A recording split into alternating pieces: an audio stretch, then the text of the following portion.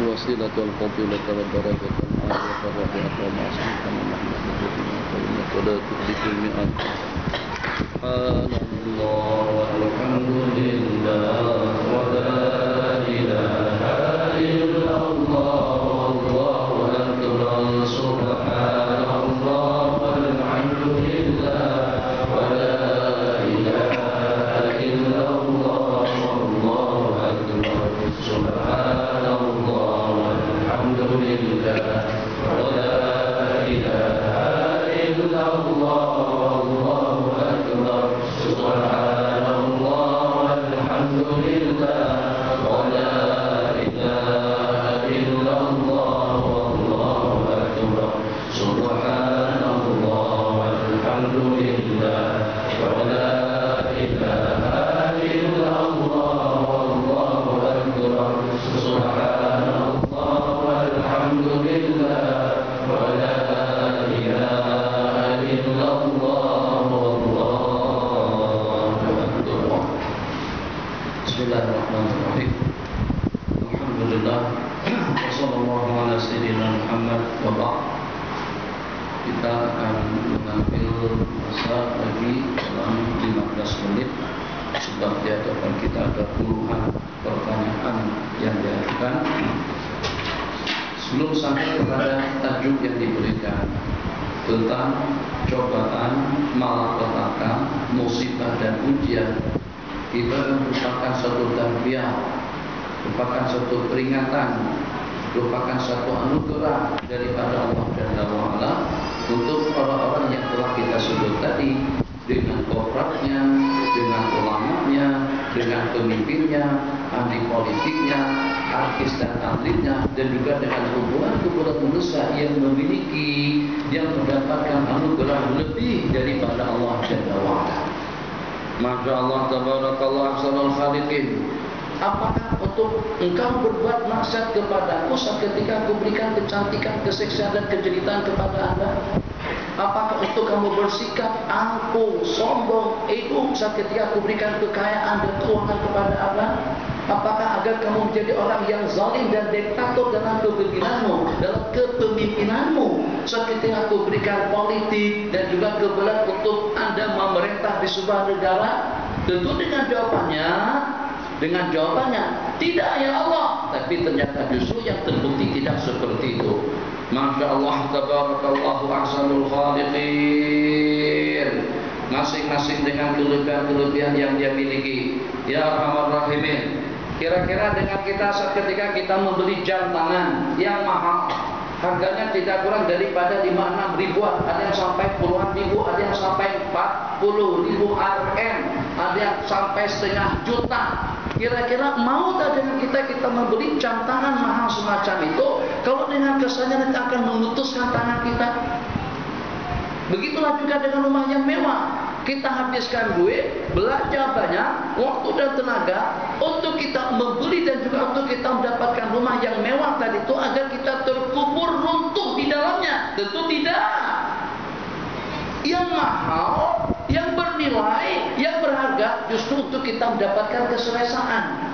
Kenapa dengan baju dan juga dengan kain yang halus? Kenapa juga dengan jam tangan yang mahal? Kenapa juga dengan bangunan yang bagus? Kenapa juga dengan kereta yang mewah? Untuk apa beli kereta mewah? Kalau untuk ukuran, sama saja ukurannya. Kalau kereta mewah akan menempuh dalam jarak ukuran 300 km, dengan kereta kancil pun juga seperti itu. Tapi kenapa kita memilih yang mahal? Karena kita inginkan keselesaan, karena kita inginkan kenyamanan, karena kita inginkan kemewahan. Berarti kalau memang itu targetnya, jam tangan untuk kenyamanan, rumah yang selesa untuk kenyamanan, kendaraan yang selesa untuk kenyamanan, pakaian yang halus lembut untuk kenyamanan, Kenapa dengan kita tidak bersikap semacam itu? Ketika kita memanfaatkan anugerah nikmat tadi itu, kenapa kita tidak menebus dan tidak memberi kenyamanan dengan perantaraan anugerah nikmat karunia yang Allah bagikan, yang dengan kita mendapatkan lebih berbanding kalau dengan orang lain. Kenapa? Kalau tadi dengan rumah, takkan kita beli rumah mahal sampai 3, 4, 5, 6 juta yang dengan kita kepanasan. Takkan dengan kita membeli jam tangan harganya tidak kurang daripada 30.000 Rm, membuat kulit kita jadi tekoyak, membuat kulit kita jadi keriput, gatalan, kodes, korap. Ya Allah ya Arhamar Rahimin. Macam pula juga dengan kereta tadi itu. Dengan kita beli kereta, ternyata kesan daripada kereta mewah kita tadi itu tuh dengan punggung kita, tuh dengan lutut kita, tuh dengan tangan kita. Enggak, naik Alphard atau dengan yang sejenisnya, angkat kaki, unjurkan, naik. Angkat peletakan telapak kaki, turun. Unjurkan sana, turunkan lagi. Rasa seperti di pesawat gitu. Sedap sekali. Ya, ada dengan harga 300. Yang itu 30. Mana boleh? Pipa, harganya 30 aja. Pipeline apa tuh? Apa sih? Belfire. Susah. Sebab kita ada pesawat, ada kereta. Pesawat pipeline. Nah, kereta pipeline juga bunyinya. Sebutannya susah. Nah, selesai. Yang walaupun jalannya rusak, semakin lubang jalannya semakin selesa rasanya. Coba kalau dengan kereta murah, kalau tadi brek, sakit belakang kita. Kalau dia semakin besar lubangnya, semakin empuk rasanya. Masya Allah. Nah, ini untuk apa? Ini bukan murah nih. Coba kalau dengan bantal kering, tolak begitu, tambah sakit belakang kita. Lebih elok kita senyap saja berdiam macam itu. Berarti kenikmatan, kenyamanan untuk kemewahan hidup. Oke, bahasa yang sama. Allah bagi lebih duit, harta, kekayaan, kecantikan, jawatan dan kedudukan. Kenapa kau cabar Allah? Kenapa kau murka? Kenapa kau cari atau laksanakan benda pada yang dimurka oleh Allah? Kenapa kau tinggalkan waktu? Kenapa kau taburkan maksiat? Kenapa kau lakukan perkara-perkara mungkar di atas permukaan bumiku? Kau telah mendapatkan yang lebih daripadaku dan memanfaatkan yang lebih daripada anugerahku. Di samping juga telah menggunakan sejumlah sekian daripada hamba-hambaku. Berapa yang kita kerjakan di kelang kita? Berapa yang kita kerjakan pada perusahaan kita? Berapa yang kita peruntukkan? Memang mereka dapat duit, tapi kita dapat lebih banyak. Memang mereka dapat hidup, tapi hidup kita lebih selesa. Memang dengan mereka punya simpanan, tapi simpanan kita berjuta, berbilion-bilion juta, atau juga triliun-triliun, tidak ada hitungannya. Masya Allah, tabarakallah. Setelah hamba-hambaku kau peralat untuk bisnismu, kekayaanmu, kepentingan hidupmu, jika kau menjadi orang yang terkaya di dunia, kau cabar aku dengan kemaksiatanmu. Kau tidak tahu waktu, ada tidak kau halal dan haram, tidak kau perintah. Bukan untuk itu aku memberikan kekayaan kepada anda. Justru peluang nikmat yang Allah berikan kepada kita agar kita lebih bersyukur, agar kita lebih berterima kasih, agar orang-orang yang kurang boleh melengkapkan kekurangannya dengan kita. Orang-orang yang lemah boleh mendapatkan bantuan daripada tenaga kita. Orang-orang miskin, orang-orang yang berhajat akan mendapatkan keperluan dengan bantuan kita. Begitu seterusnya, sehingga Masya Allah tabarakallah, seorang perempuan yang hudu, makcik tua, sudah uzur, dilayat oleh seorang perempuan cantik, jelita, Masya Allah, terima kasihnya luar biasa, makasih banyak. Mudah-mudahan ananda Mudah-mudahan Adinda, mudah-mudahan dengan anakku, aku anggap kamu seperti anakku, mendapatkan rahmat dan maghfirah daripada Allah Jalla wa'ala. Maka dengan kepemimpinan tadi itu betul-betul terasakan kepada kita keadilannya, kebijakannya, kebaikan dan kemuliaannya. Dengan duitnya terasakan kepada kita sebagai tetangga, terasakan kepada kita sebagai lingkungan. Dengan kekayaan daripada orang tadi itu, Masya Allah tabarakallah, tak payah pikir. Untuk urusan 2 lembu itu biar saya yang tanggung. InsyaAllah pada minggu depan kita adakan pengajian di sini, kita akan tumbangkan 3 ekor lembu. Kita tidak kutip duit daripada jamaah, itu urusan saya, itu baru oke. Padan dengan kekayaan. Ini antara ayam saja. Innalillahi wa inna ilaihi rajiun. Itu pun ayam kampung yang dah sakit. Bukan apa kan? Nah, kalau seandainya kita sedekah 10 ringgit sesuai, sebab ada poket kita setakat 13 ringgit ya, atau setakat 200 ringgit ya. Tapi kalau orang yang sudah juta, terus masuk dalam kotak infak yang lewat tuh, berapa? Siling 50 peso, 50. Bunyinya nyaring. Tak nyaring. Hacik bunyi. Kalau yang 100 ringgit itu tak bunyi. Itu tak bunyi, tak mantap, bunyinya tak ada. Tapi yang siling yang khas ngaring itu masukkan, cium bunyi. Masya Allah, tabarakallah, boleh didengar oleh orang ramai. Masya Allah, tabarakallah. Minta dimasukkan ke dalam media massa, bisa dimasukkan ke dalam Facebook. Nah, tidak seperti itu. Belum sampai kepada tajuk sedikit saja tajuk. Jadi macam mana? Maka manusia yang semacam ini Allah bagi banyak dengan ilmu tapi lupa daratan. Allah bagi banyak dengan harta tapi mabuk kekayaan. Allah bagi tinggi dengan politik tapi ternyata disalahgunakan. Allah bagi sedikit peringatan. Sakit, MS hilang, bomoh teropong.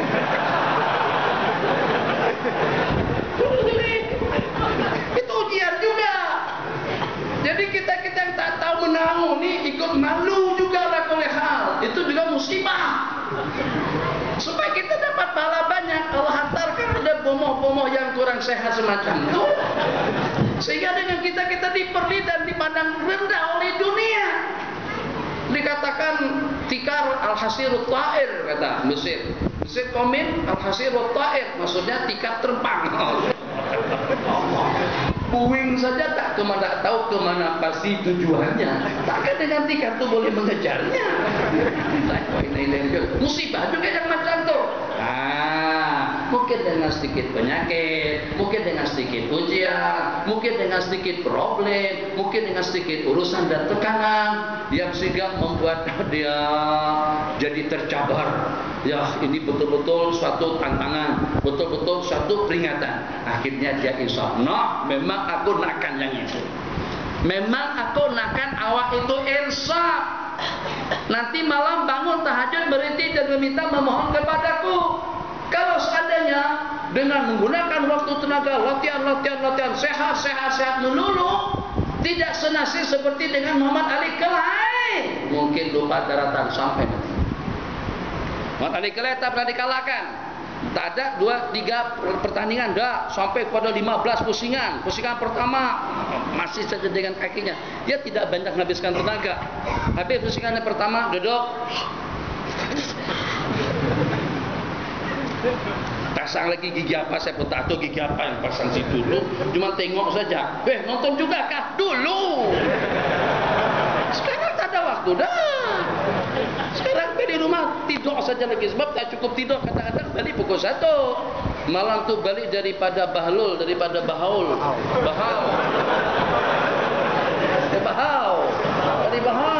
Pukul 3 baru sampai ke rumah. Kenapa? Ada eksiden, satu lori terhalang tengah jalan. Nak buat lagu mana? Kalau tak diangkat lori besar tadi itu kita tidak boleh lewat. Jadi pusingan pertama, Masya Allah tabarakallah. Dah dalam pusingan yang ke-10 sampai 15 kadang-kadang. Petinju sekarang dalam 2, 3, 4 pusingan kalah. Ali Kelai sampai 15-an kadang-kadang. Dapatnya Tyson yang dikatakan mempunyai tengkuk baja bosek, dengan pukulan daripada Tyson jurusan kuat. Muhammad Ali Kelai kalah pada saat itu. Nah, Tyson, masalah juara dunia kelas berat, mengagumkan dunia. Ada satu lagi siapa namanya Ji? Fulaifi, Halfi, Hafir, lebih kurang pipip yang macam itulah. Dengan Tyson pun juga terkalahkan. Begitulah seterusnya. Kalah, musibah. Penyakit, musibah. MS, musibah. Bomo, musibah. Jerebok, musibah. 2 bulan lebih Allah tunggu, ayo teknologinya kalian, ayo ekonominya kalian, ayo cerdik pandainya kalian, ayo ulama-ulamanya kalian, ayo bagikan setetes air hujan untuk Selangor.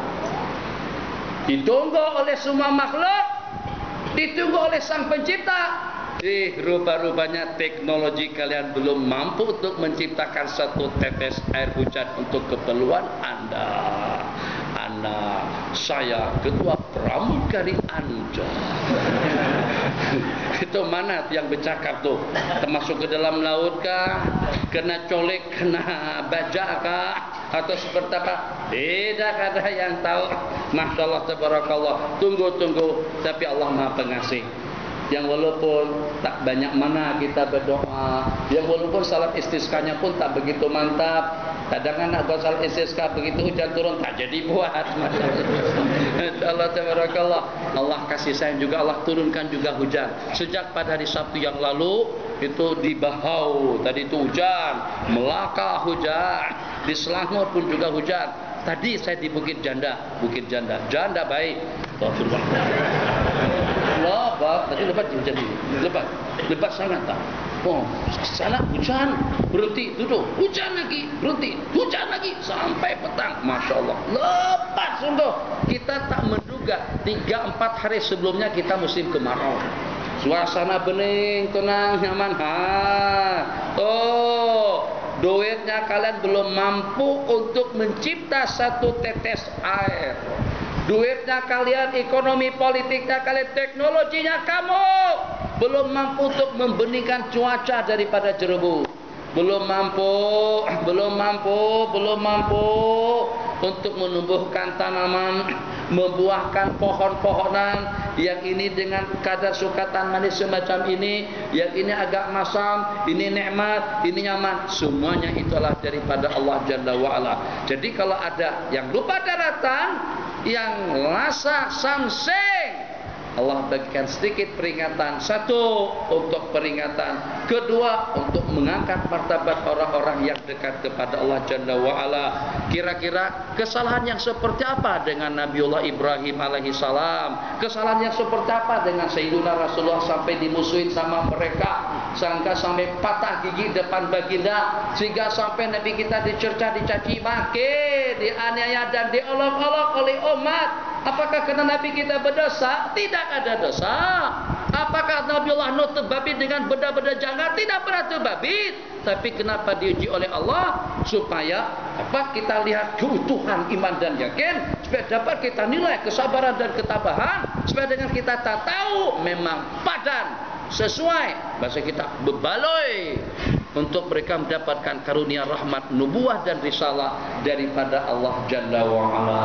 Super kuat iman dan yakin dengan cobaan dan ujian yang seperti apapun bentuknya, tetap saja mereka stabil. Itu untuk orang-orang tertentu. Ujian, cobaan, musibah untuk mengangkat martabat dan kedudukan di sisi Allah. Untuk orang-orang tertentu sebagai satu peringatan agar dia sadar dan kembali menangis. Ya Allah, banyaknya duit, banyaknya harta, mal-mal di sana sini, kekayaan di sana sini, kendaraan serba mewah, bangunan serba bagus, tapi tetap tidak dapat mengatasi buah pinggangnya. Tapi ternyata tetap tidak dapat mengatasi jantung yang tersumbat. Tapi tetap dengan empedu dan juga dengan hati yang sudah rusak. Masya Allah, tabarakallah, terbaring. Umur masih muda lagi, baru dalam 55 tahun. Kenapa duit tidak boleh menyembuhkan? Kenapa politik tidak boleh menyembuhkan? Kenapa ekonomi tidak boleh menyembuhkan? Sebab yang menyembuhkan itu adalah Allah Tafakurlah dengan cobaan dan ujian tadi itu dirinya akan sadar. Kumpulan yang ketiga, untuk Allah hakiskan dosa-dosa kesalahannya supaya dia jadi bersih daripada dosa dan noda.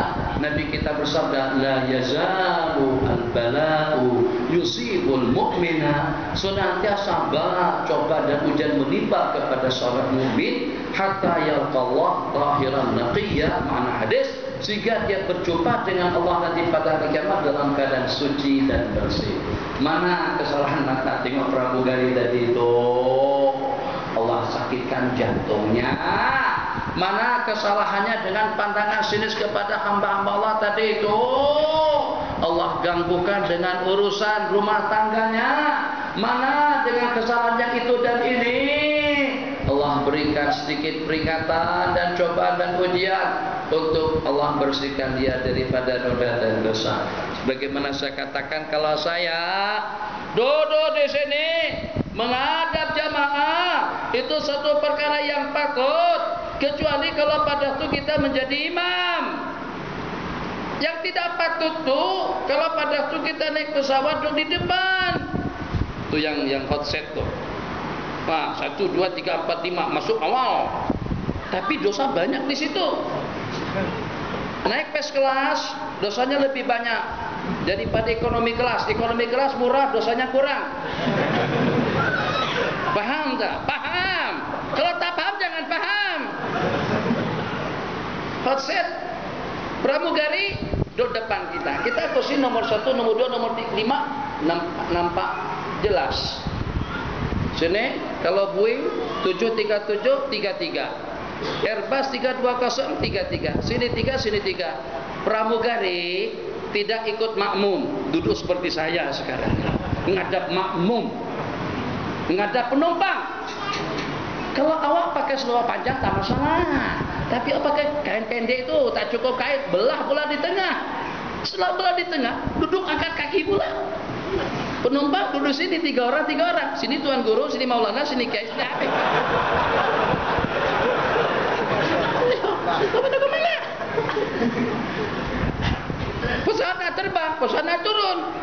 Kalau pesawat terbang, mesti dia duduk. Duduk ngadap kita. Kenapa tidak duduk hadapan? Tengoklah depan situ, belakangnya lah kami tak apa. Imam pun belakang makmum. Ini ndak pramugari yang 2 tuh ngedap penumpang. Ngadap penumpang baju terbuka. Kalau sana sebut dengan rok mini terbuka, ya Allah.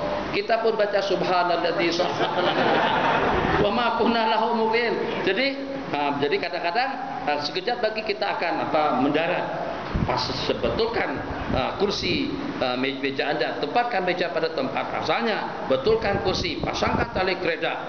Karena sekejap lagi kita akan atau buka tingkap, dia suruh buka jendela kan. Pada waktu mau mendarat, dia pun duduk rak-rak, dia lepas duduk di situ. Masya Allah, tabarakallah. Kita ini perjalanan 1 jam boleh tahan, tapi kalau sampai 8 jam di udara, situ saja yang ditengok situ. Akhirnya mungkin ya yang namanya manusia tidak luput daripada kesalahan dan kesilapan. Tadi memang kuat iman, pokoknya tunduk dah. Qul lil mu'minina yaghuddu min absarihim, katakan kepada orang-orang beriman agar menundukkan pandangannya. Masuk dalam pesawat, tundukkan pandangan. Selamat datang, kata pramugari, selamat datang. Cik, boarding pass-nya, tundukkan pandangan. Tersalah menuju jalan pula. Gara-gara pajang mata tadi itu, kita barisan ketiga, kita nomor 3 sampai ke nomor 13. Gara-gara kena jalan bertondok tadi itu, problem pula. Nanti pada waktu dia bagi makanan, pada waktu dia bagi layanan, pada waktu kita nak turun, pada waktu kita nak naik, kadang-kadang terlirik juga.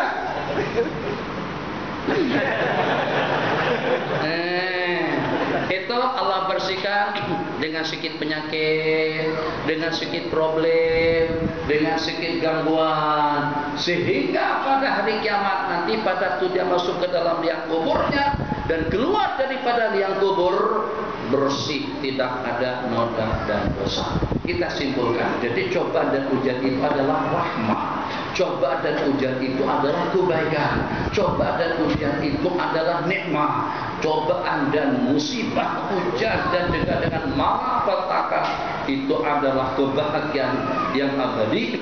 Kenapa? Sebab dia tidak lepas dan luput daripada beberapa keadaan untuk mengangkat martabatnya, untuk membanyakan ganjaran pahalanya, untuk menghapuskan dosa-dosa kesalahannya, untuk membuktikan ketabahan, kesabaran, kemuliaan, keimanan, keyakinan, dan ketakwaannya. Malaikat betul-betul merasa bangga dan heran, yang walaupun kondisi kesehatannya tak sehat mana, yang walaupun dari segi kekuatan tak kuat mana, tapi tetap tidak pernah meninggalkan salat berjamaah, tapi tetap saja datang ke masjid, yang walaupun keretanya mogok, keretanya rusak, jalan kaki, masya Allah, tabarakallah, itu menjadi kebanggaan bagi mereka. Maka pada saat-saat kita dalam keadaan tertentu, mereka itulah yang akan mencari dan juga yang akan mendoakan kita.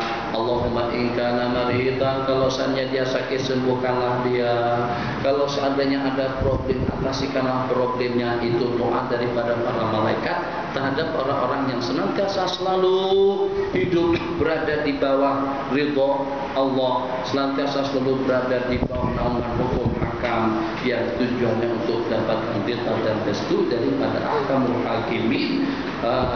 Billahi taufiq. 25 menit.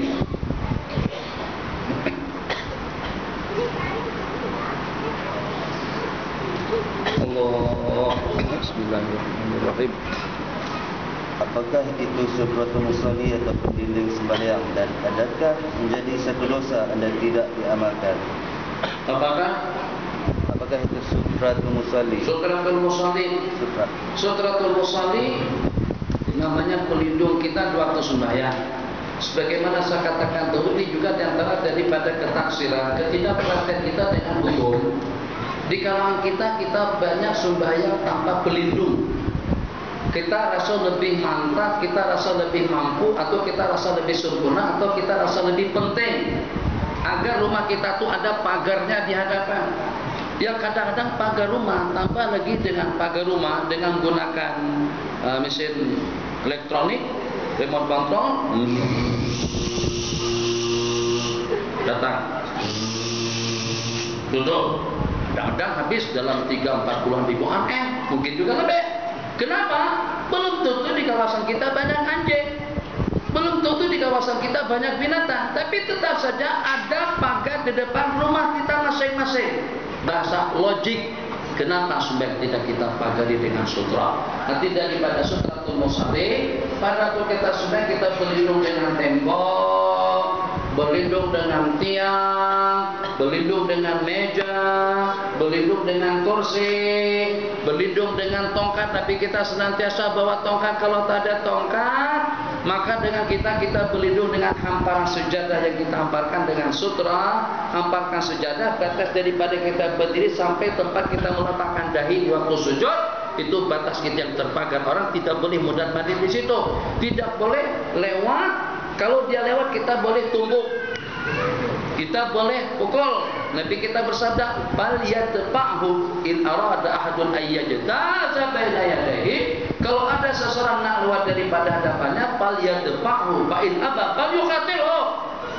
Tolak, halang. Kalau enggak, perangi dia.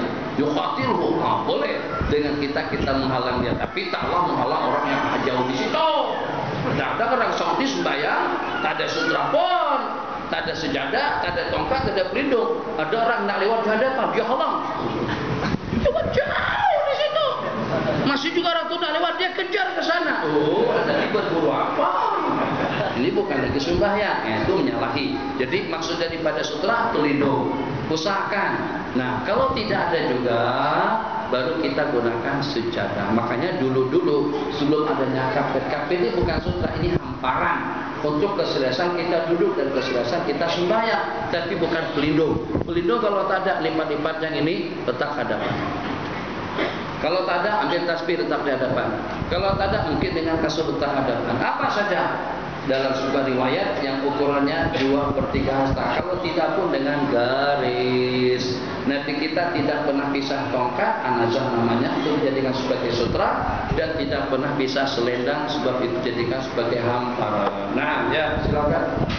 Apakah hukumnya seorang istri menghalang suaminya untuk ke majlis-majlis ilmu? Allah, sebab istri nak ngajak suami pergi ke mall, panggung wayang, senam aerobik, disco, dangdut, karaoke, sehingga dia harus suaminya untuk pergi ke majelis ilmu.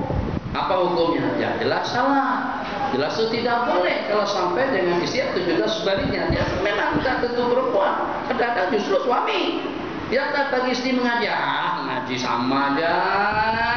Ngaji dengan aku aja lah. Ngaji mana?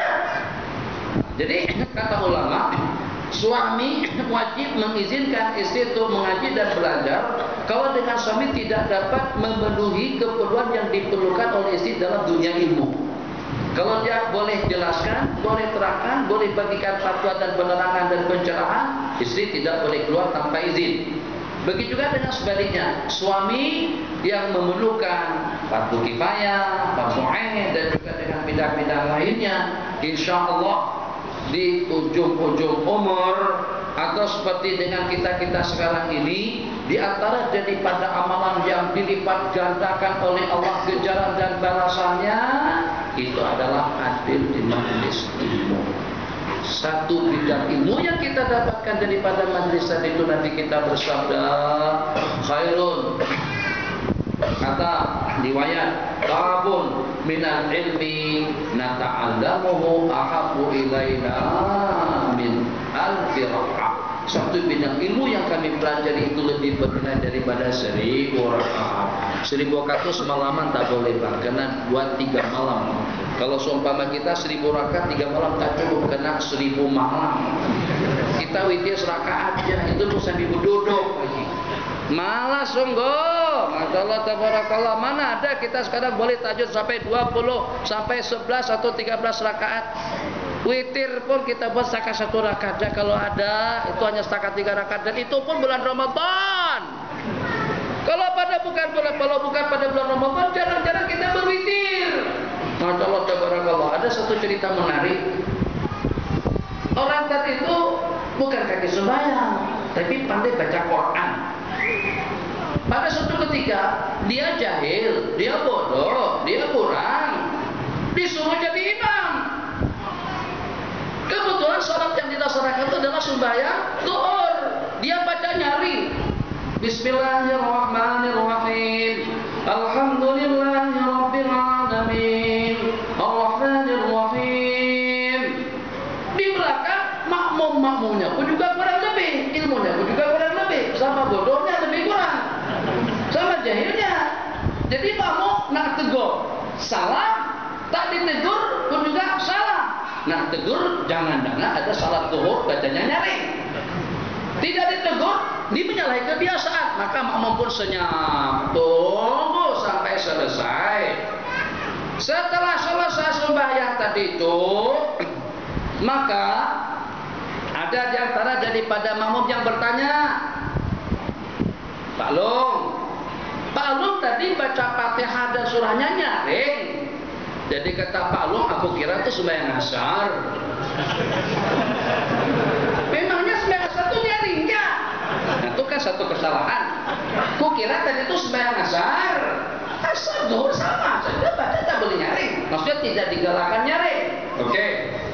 Jadi, aku kira tadi itu sembahyang asar. Kata Pak Long, jangan tersinggung. Ada yang sebutan Pak Long itu misal saja.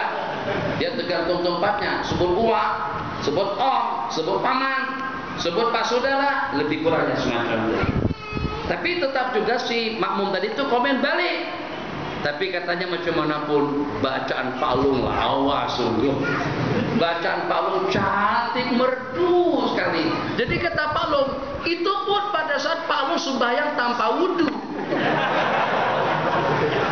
Maksudnya, kalau Pak Long sembahyang dengan berwudu, mungkin baca lebih mantap lagi. Itu yang namanya jadi murakab. Sudahnya salah dengan jawaban yang pertama. Kukira aku sembahyang asar. Memangnya sembahyang asar itu baca nyaring. Tapi bagaimanapun bacaan palung sudah, itu pun aku belum berwudu lagi. Berarti sembahyang tanpa wudu. Allahu Akbar. Macam itu ceritanya, Pak. Kembali pada pertanyaan tadi itu. Jadi tidak sepatutnya kalau kita nak bagi kebaikan untuk diri kita, bagi kebaikan dan peluang kepada suami. Ya kita nih kaki rumah lah. Kita jarang-jarang pergi ke masjid, banyak sibuk, banyak urusan. Galakan orang rumah untuk pergi mengaji, galakan anak keluarga untuk pergi ke sana sini. Yang paling tidak kita mendapatkan habuan. Ya dapat 10% kan lumayan. Enggak banyak dah 10% daripada pahala istri atau 10% daripada pahala suami yang mengaji. Karena kita mengizinkan, karena kita memberikan tarhib, yang memberikan khas, mentarhib, memberikan kegemaran, semangat kepada pasangan kita. Ya Bang. 10 menit lagi Bang. Apakah pandangan tentang usaha tak ada bunyi itu, tak ada bunyi. Mic ni kena diganti ni nanti. Pandangan kan baru tadi tu. Jadi anak tadi tu bang terus ini. Abang sibuk dengan urusan kamera, dengan urusan apa. Akhirnya saya dah letak tapi kemeh dah. Kan terasa di situ tu. Baru baca sikit, tak kedengaran suara. Abang kena persit tenaga sikit, keraskan suara supaya nyari kedengaran. Kalau sampai setengah jam cakap macam tu, serak suara kita. Itu ceritanya. Abang tak paham. Pasal tak? Jadi kan tadi saya malam ini begini, tapi tak kedengaran, tak nyari mana. Jadi lepas tu saya letak gantung. Mungkin abang ni paham, tapi abang sibuk dengan urusan kamera, urusan apa. Supaya tak dibawa ke rumah lah. Bawa ke rumah nanti sakit hati. Kalau saya bawa ke rumah saya tak boleh tidur. Kalau saya putuskan macam tu senang, lega. Jadi kalau kita lagi stres, keluarkan stres kita tu kepada orang ramai. Makanya ketua-ketua pengarah tu macam tu. Dia stres dengan keluarganya, masuk office dia marahi kru-kru semuanya. Ini tidak betul semuanya, coba dibetulkan dulu. Balik rumah dia tenang, sehat jasmaninya. Tapi kalau stres tadi itu kita bawa balik, rumah tak boleh tidur. Melamun 3, 4, 5, 6 hari bawa kuat mana tak tahu. Insyaallah tabarakallah. Minta maaf. Entah kena nyaring lah tu. Coba tak rasakan macam mana coba. Pandangan tentang usaha tabligh. Ya. Macam mana tabligh? Kalau orang dah jadi orang baik, jangan kacau orang. Tuh yang 5 mati pada masa Qasir Bukit Jalil yang barusan tu, yang di dataran yang barusan tadi tu, itu kita pikirkan. Jangan pikir tabligh. Tabligh seketika mengadakan istimewa di Amerika yang dihadiri ratusan ribu daripada sana sini. Polis, security, keamanan, tentera siap siaga. Bukan siap siaga untuk mengawal, siap siaga untuk menjaga, takut kalau akan terjadi kerusuhan, perkelahian, pertengkaran sebagaimana seperti pada masa pertandingan bola sepak atau juga dengan hiburan-hiburan yang seumpamanya. Setelah selesai, lokasinya bersih, suasana aman, kalau tidak ada seorang polis pun insya Allah keadaannya aman dan tentram. Tapi kacau kumpulan yang semacam itu. Dia datang dengan duitnya sendiri, makan minum dia masak sendiri. Kemudian selain daripada itu, ajak kita ke masjid, ajak kita berjemaah, ajak kita mengaji, ajak kita berzikir. Terus terang saja, saya masih belum mampu untuk mengajak orang yang sedang berada di kelab malam, ajak pergi ke masjid. Mereka sudah boleh, imannya kuat, masuk ke diskotik, ke kelab-kelab malam, naik ke situ, ajak mereka. Masuk waktu sembahyang, Allahu Akbar, Allahu Akbar. Kiai, tuan guru, naik, buing 777 atau 767 atau yang paling besar lagi 787. Tapi itu tidak dioperasikan karena ada masalah katanya Datuk. Ada masalah Boeing 87 yang paling besar sama besarnya dengan Airbus 380. Dalam beberapa waktu, beberapa negara yang beli ternyata dihantar balik, bermasalah. Bukan itu permasalahannya. Saya lihat dari sejumlah kiai Totogoro masuk waktu sembahyang senyap semuanya.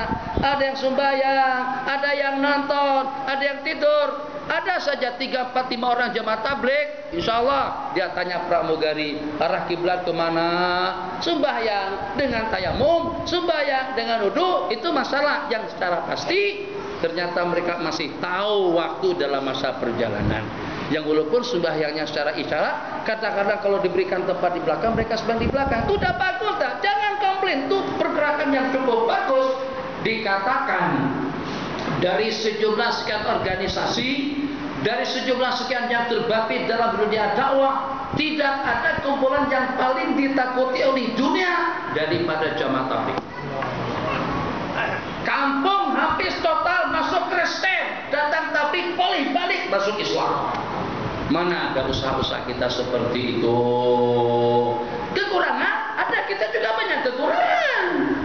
Kekurangan mereka mungkin mengajinya kurang, di masjid pijit-pijatan, masjid kadang-kadang sidai baju, sidai celana pendek di mana, itu memang kesalahan. Tapi kita betulkan yang salah. Jadi benda-benda yang salahnya, masjid kadang-kadang mereka tidur di masjid itu pasti. Zaman Rasulullah pun juga ramai orang tidur di masjid. 2, basuhan, cucian, sidai atas pagar masjid itu kurang cantik. Kita bikinkan masjid di tempat yang terhitung untuk sidain baju, semuanya kemas dan rapi. Tapi usaha kebaikan daripada mereka jangan dihalang. Berapa banyak masjid, berapa banyak gereja-gereja, pusat-pusat hiburan, kelab-kelab malam yang kejual, yang dibeli sama mereka dan dijadikan markas dan masjid. Itu usaha daripada orang-orang tabligh, beraya secara perlahan-lahan, secara sederhana, tapi setelah ditarik datang ke masjid, jangan lupa daratan, teruskan dengan pengajiannya, teruskan dengan dunia ilmunya, sehingga dengan kita menjadi orang yang sempurna. Silakan. Apakah hukum bersedekah sampai hutang tak terbayar? Allah. Dengan harapan Allah memudahkan. InsyaAllah. Jadi macam ni, hutang-hutang yang mana satu dulu. Kalau seandainya dengan hutang-hutang yang wajib dibayar secara segera, memang kita tidak boleh bersedekah. Sedekah itu hukumnya sunat, infak itu hukumnya sunat, derma itu hukumnya sunat, membayar hutang itu hukumnya wajib. Tidak pernah ada dalam catatan sejarah Nabi kita tidak menyembahyangkan orang yang tidak pernah bersedekah.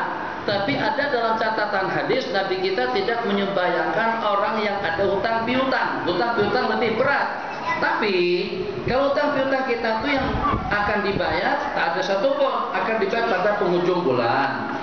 Yang ini 3 bulan ke depan, yang ini tahun depan. Tidak ada hutang yang harus segera kita bayar sekarang ini. Dalam keadaan semacam itu tidak masalah dengan kita bersedekah. Tapi kalau ternyata kita ada duit Rp30, hutang kita Rp30 dan kita harus bayar hutang hari ini juga, itu tidak boleh kita tangguhkan pembayaran hutang, karena kita sudah berjanji untuk kita melunasinya. Kecuali kalau dengan si pemilik duit katakan oke saja, kalau nak ditangguhkan 3-4 minggu ke depan tidak mengapa.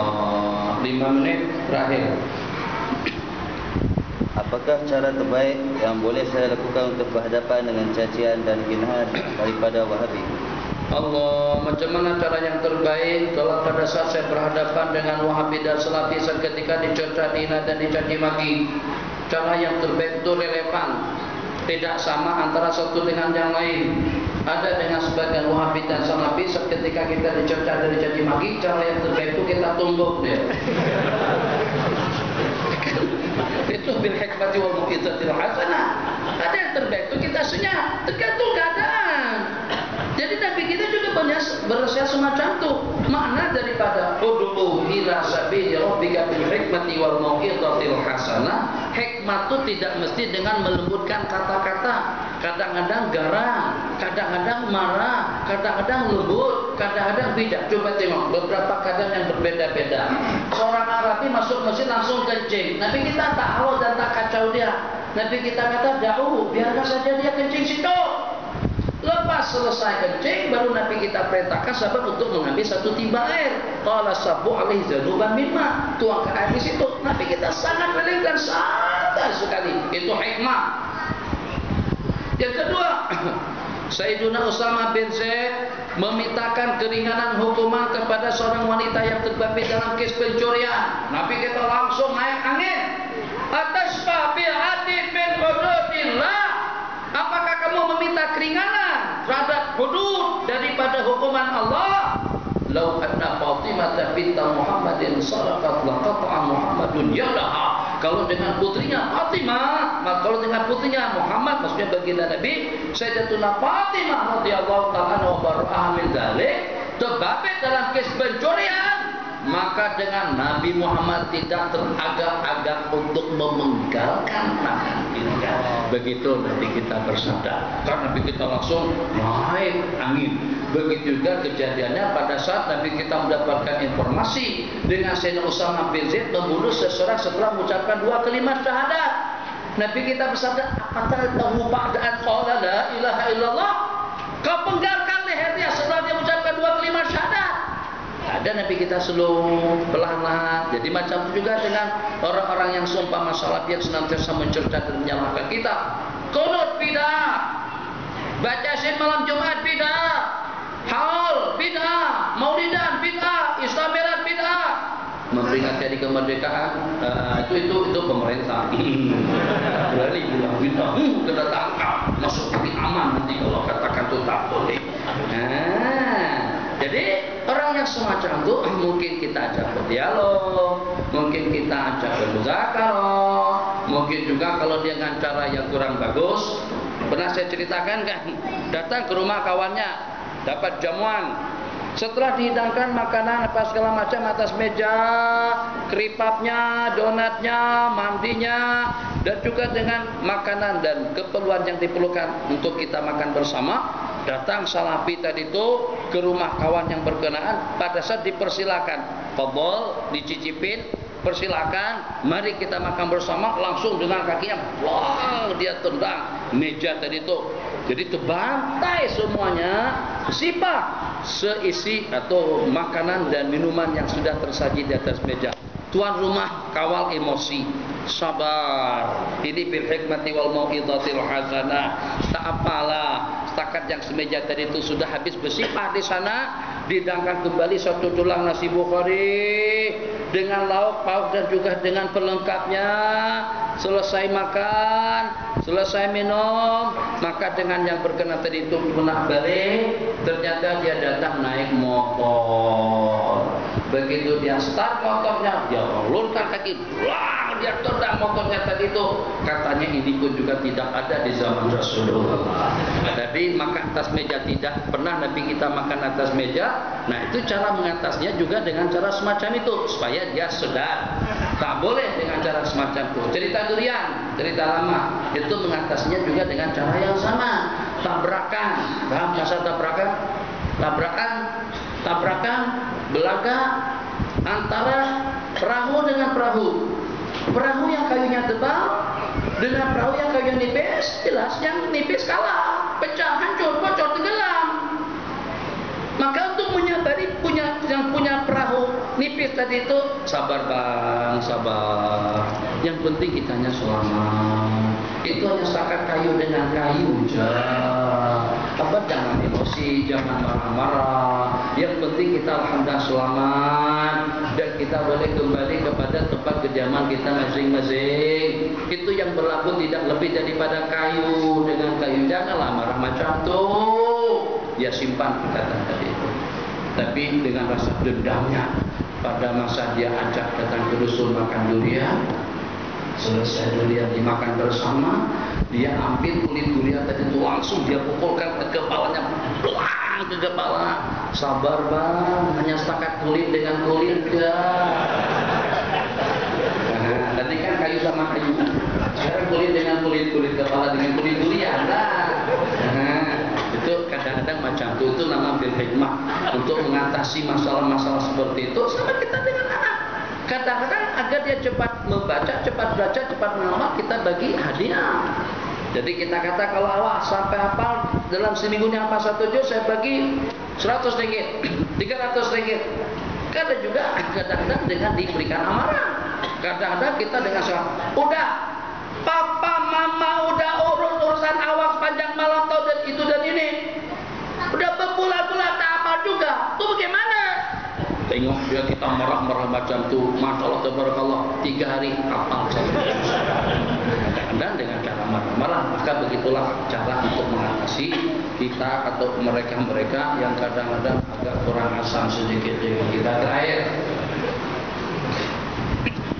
bagaimana mau menjaga hubungan silaturahim? bagaimana cara untuk menjaga silaturahim? Nabi kita bersabda, laisal wasilu bil mukafi. Bukanlah orang yang menyambung tali silaturahim itu yang membalas kebaikan dengan kebaikan, bantuan dengan bantuan, ziarah dengan ziarah. Walakinil wasil, orang yang menyambung tali silaturahim, yang mengabadikan hubungan keluarga dan persaudaraannya, ya kalau pada saat tali silaturahim itu diputuskan, kita sambung, kita kunjungi orang yang sudah tidak lagi mengunjungi kita, kita bantu orang yang sudah tidak lagi membantu kita, kita tolong orang yang sudah tidak lagi menolong kita perhatikan orang yang sudah tidak memperhatikan kita. Memperhatikan orang yang memperhatikan kita itu membalas jasa. Menolong orang yang pernah menolong kita itu adalah membalas jasa. Jadi silaturahim artinya ya kalau pada saat kita dikucilkan dulu, masya Allah tabarakallah senantiasa terjalin bagus. Akhir-akhir ini dijemput tidak, diberitahukan pun juga tidak, informasinya pun juga tidak. Nah pada masa kita berkenduri, kita jemput orang yang tidak menjemput kita, kita datangin orang yang tidak pernah menziarah kita. Itu makna silaturahim. Menjaga silaturahim, menjaga keharmonisan hubungan antara kita dengan keluarga dan juga antara kita dengan diri. Wabillahi taufiq. 3 ayat. Allahumma shalli wa sallim wa barik